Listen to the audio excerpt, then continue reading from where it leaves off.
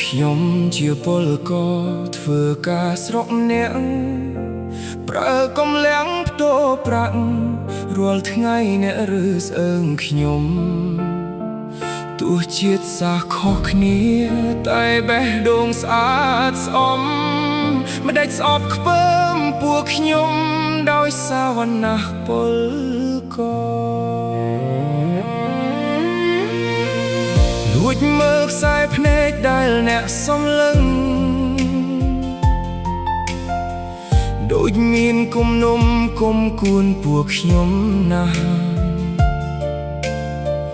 មើលងាយបន្ថោកទុកដូចសម្រាមខ្ញុំអាចដឹងច្បាស់មនុស្សដូចគ្នាសោះហេតុអ្វីមិនអោយដំលៃខ្ញុំសូមអង្វរឈប់រើខ្ញុំគួរយល់អារម្មណ៍ដែលពួកខ្ញុំឃ្លាតឆ្ងាយគ្រួសាររស់ខ្លួនតែមួយនៅស្រុកអ្នកជីវិតសែនឯកាសូមអ្នកមេត្តាយល់អារម្មណ៍ពួកខ្ញុំផងទោះជាពលករមិនគេចវេះទេលើពុនប្រាក់ខែថ្លៃសុភាពកាត់ប្រចាំថ្ងៃដំណើរហូបចុកការចាយវាយ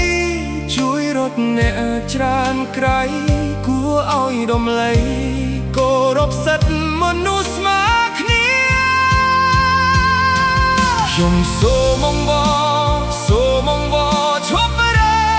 ស្អើងខ្ញុំគួរយល់អារម្មណ៍ដែលពួកខ្ញុំឃ្លាតឆ្ងាយគ្រួសាររស់ខ្លួនតែមួយនៅស្រុកអ្នកជីវិតសែនឯកាសូមអ្នកមេត្តាយល់អារម្មណ៍ពួកខ្ញុំផង